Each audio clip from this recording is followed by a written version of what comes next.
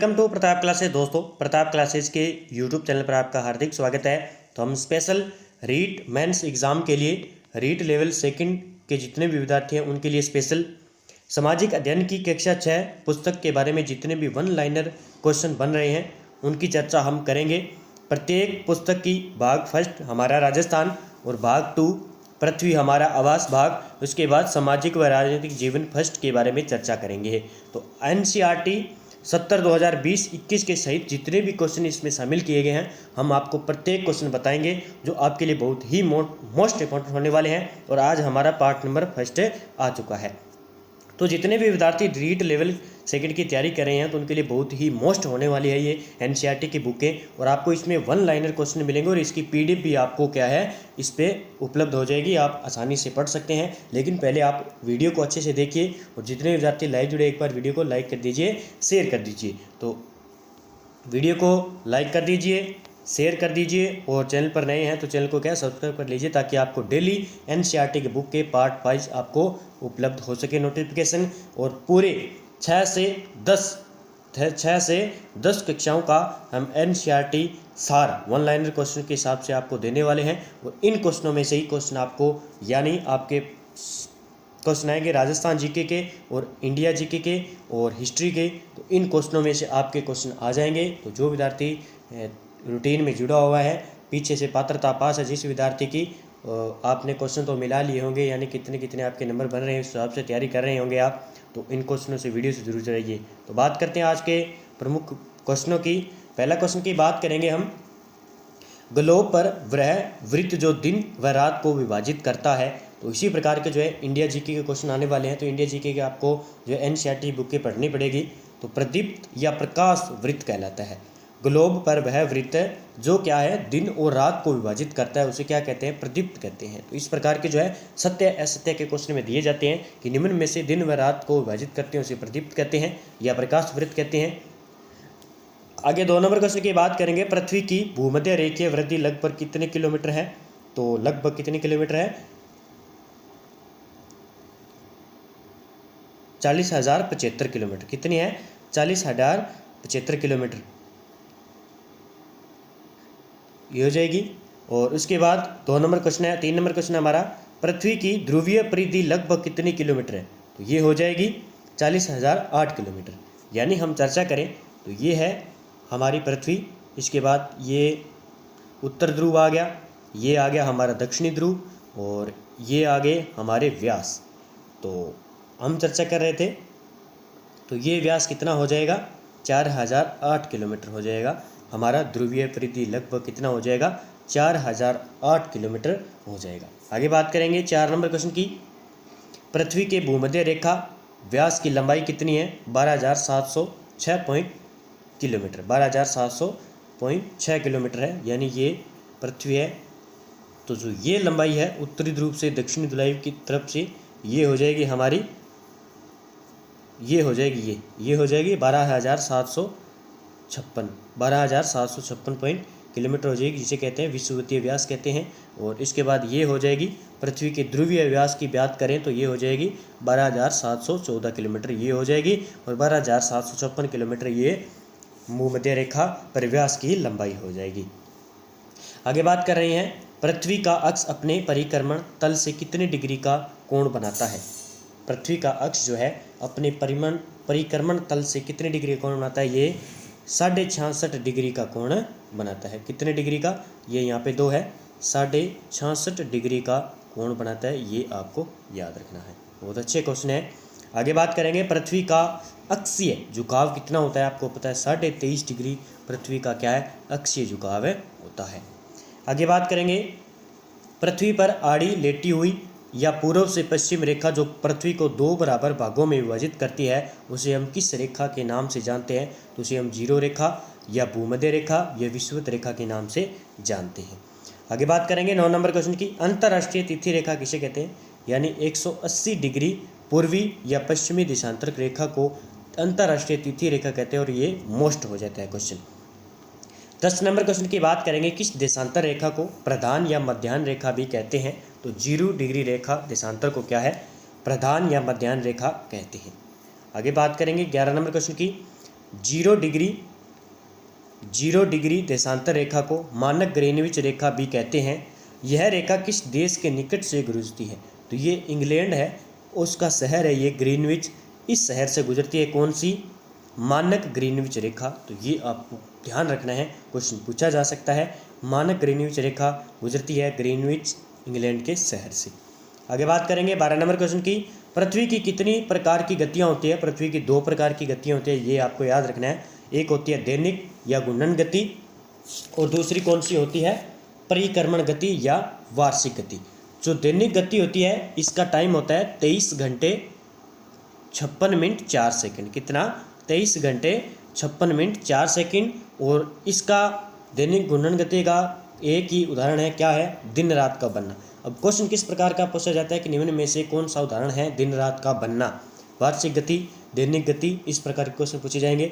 वार्षिक गति की बात करें तो इसका जो समय होता है 365 दिन। कितने होते हैं? 365 दिन 5 घंटे 48 मिनट 46 सेकंड इसकी जो है समय अवधि होती है। और ऋतु परिवर्तन, और इस वार्षिक गति का मुख्य काम क्या होता है? एक तो ऋतु परिवर्तन करना और दिन रात बड़े छोटे होना, ये इसमें आ जाएगा। अगर आपसे पूछ ले दिन रात का बनना, वो तो आ जाएगा दैनिक के अंदर। अगर आपसे पूछ ले कि दिन रात छोटे बड़े होना, यानी बड़े होना रात का और बड़े होना दिन का, ये किसका होता है? परिक्रमण गति का होता है। ठीक है। 13 नंबर क्वेश्चन की बात करेंगे। किस तिथि को सूर्य की सीधी किरणें विषुवत वृत्त पर होती है तथा दिन रात बराबर होते हैं? तो ये मोस्ट कर लेना, बहुत अच्छा क्वेश्चन है। तो बसंत विषुव 21 मार्च को और शरद विषुव 23 दिसंबर को क्या है? सूर्य सीधी किरणें विषुवत रेखा होती है और दिन रात बराबर होते हैं। बसंत विषुव 21 मार्च को, दिन रात बराबर होते हैं। यहाँ पे क्या होता है? दिन रात बराबर होते हैं, ये याद रख लेना। दिन रात किस तारीख को होते हैं? 21 मार्च को बसंत विषुव के दिन दिन रात बराबर होते हैं। और शरद विषुव ये यहाँ पे क्या है? दिसंबर है। क्या है? 22 दिसंबर है, सितंबर नहीं है, 22 दिसंबर है ये, 22 दिसंबर। शरद विषुव क्या हो जाएगा?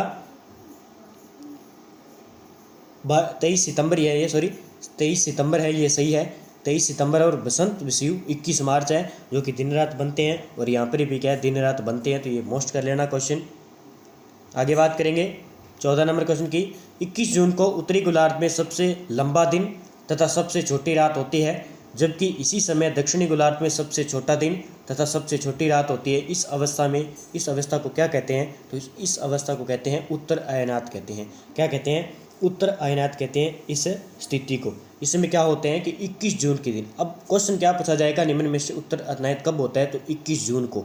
ये डेट आपको याद रखनी है। एनसीईआरटी के बुकों से मैं 1 लाइनर क्वेश्चन बना रहा हूँ जो कि एग्जाम में बन सकते हैं।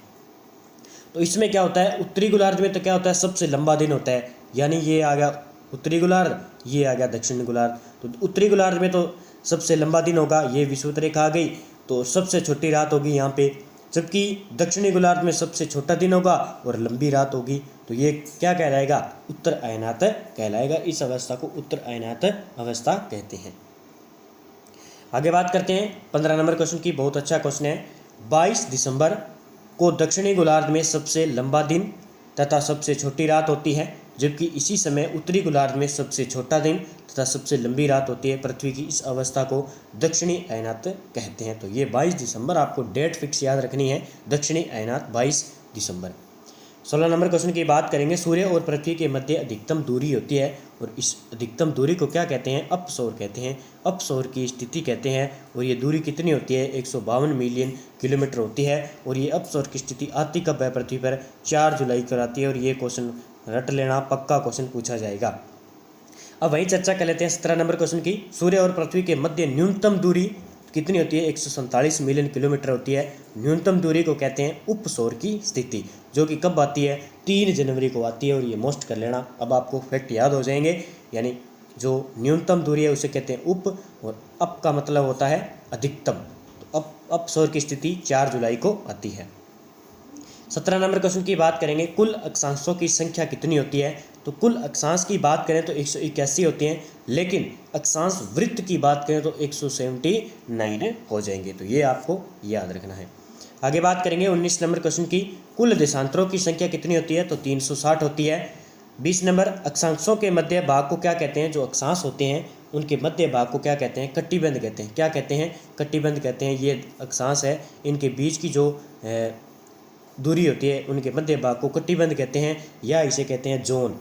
क्या कहते हैं? जोन कहते हैं। ये आपको याद रखना है, सीधा क्वेश्चन पूछा जा सकता है। अक्षांशों के मध्य भाग को क्या कहते हैं? कटिबंध।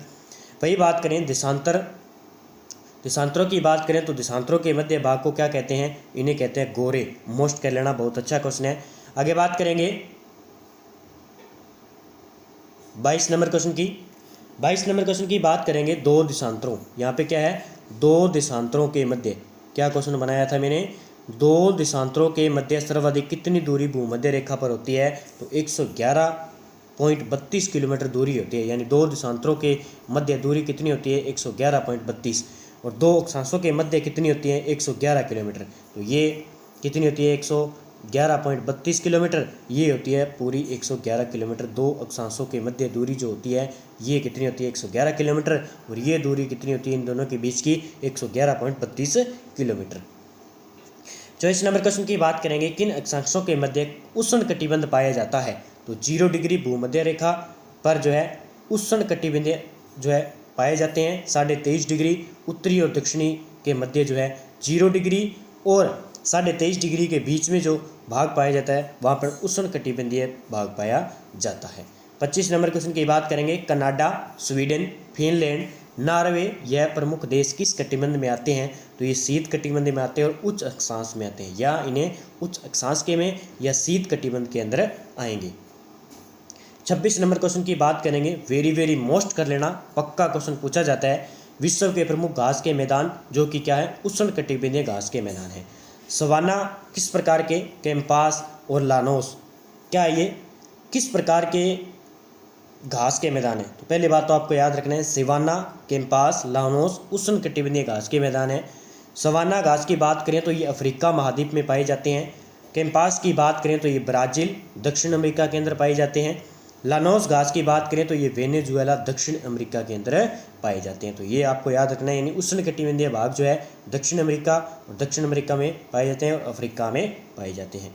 आगे बात करेंगे 27 नंबर क्वेश्चन की, विश्व के प्रमुख घास के ही बारे में चर्चा करेंगे, लेकिन ये कौन से भाग के हैं? शीतोष्ण कटिबंध भाग के हैं। इसमें देखिए steppe, pampas, prairie, downs, weld, ये क्या है? शीतोष्ण घास के मैदान है। ये आपको याद रखने हैं। स्टेपी घास के मैदान यूरोप व एशिया के अंदर पाए जाते हैं। पंपास घास के मैदान अर्जेंटीना, दक्षिण अमेरिका, उरुग्वे और ब्राज़ील में पाए जाते हैं। हमारे राजस्थान में भी जो है स्टेपी घास की घास पाई जाती है, आपने देखा होगा। इस प्रकार के जो है पाए जाते हैं यूरोप और एशिया भारत के अंदर आ जाता है। पंपास घास के मैदान के बारे में चर्चा करें तो अर्जेंटीना में पाए जाते हैं जो दक्षिण अमेरिका में है, और उरुग्वे और ब्राज़ील ये क्या है? उत्तरी अमेरिका के अंदर पंपास घास के मैदान पाए जाते हैं। प्रेरी घास के मैदान पूछ लिया जाए तो किस प्रकार के? शीतोष्ण घास है। यूएसए, कनाडा, उत्तरी अमेरिका में पाए जाते हैं। यूएसए में पाए जाते हैं, यानी उत्तरी अमेरिका के अंदर प्रेरी घास के मैदान पाए जाते हैं। डाउन्स घास के मैदान ऑस्ट्रेलिया के अंदर पाए जाते हैं। वेल्ड घास के मैदान दक्षिण अफ्रीका के अंदर पाए जाते हैं। ये घास के मैदान है कैटीगरी घास के मैदान, ये न्यूजीलैंड के अंदर पाए जाते हैं। तो इन घास को पढ़ लेना अच्छे से, और एनसीईआरटी बुकों से क्वेश्चन उठाए जाते हैं। आगे हम चर्चा करेंगे, एक अध्याय है बाल अधिकार एवं बाल सुरक्षा, उससे रिलेटेड मैंने क्वेश्चन बनाए हैं जो कि एग्जाम में पूछे जाते हैं। भारत में किस वर्ष बाल अधिकार संरक्षण आयोग कानून बना था? तो ये 2005 में बना था, मोस्ट कर लेना।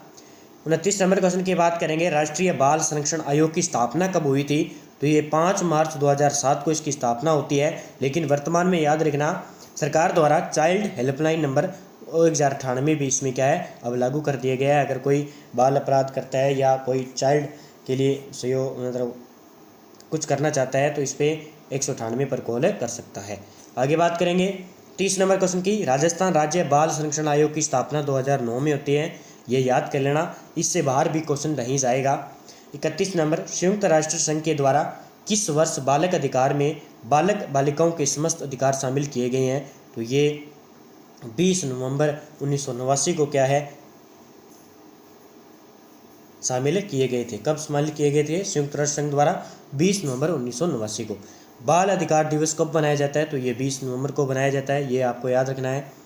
आगे बात करेंगे, ये नहीं है प्लस, संशोधित नवीन बाल विवाह प्रतिषेध अधिनियम किस वर्ष क्रियान्वयन किया गया? तो ये 1 नवंबर 2007 से तो लागू है, लेकिन ये 2006 से क्या है, क्रियान्वयन में आया। नवीन बाल विवाह प्रतिषेध अधिनियम जो 2006 में लागू किया गया और 1 नवंबर 2007 से लागू किया गया। भारत सरकार द्वारा 18 वर्ष से कम उम्र के बच्चों के साथ होने वाले यौन हिंसा की रोकथाम हेतु लैंगिक अपराधों से बालकों का संरक्षण अधिनियम किस वर्ष लागू किया गया? तो ये 2012 में लागू किया गया, जिसे पोक्सो एक्ट के नाम से जाना जाता है। 35 नंबर, निःशुल्क बाल शिक्षा अधिकार अधिनियम 2009 RTI कब लागू की गई? तो 1 अप्रैल 2010 को लागू की गई निःशुल्क बाल शिक्षा अधिकार अधिनियम 2009। आगे बात करेंगे, बाल अधिकार समझौता प्रभावी हुआ था, ये सितंबर 1990 में हुआ था और ये अनुच्छेद था 54, जिसमें क्या है 196 देशों ने क्या हस्ताक्षर किए थे। इसमें हमारे भारत ने कब हस्ताक्षर किए थे? 11 दिसंबर 1992 को इस पे हस्ताक्षर किए थे बाल अधिकार समझौते पर। आगे बात करेंगे 38 नंबर क्वेश्चन की। भारतीय कुछ अनुच्छेद दिए गए थे पुस्तक के अंदर, तो अनुच्छेद 21 के अंदर क्या दिया गया था? 6 से 14 वर्ष के बालकों को अनिवार्य निःशुल्क प्रारंभ करना। 6 से 14 वर्ष याद कर लेना। 21 के अंदर क्या है?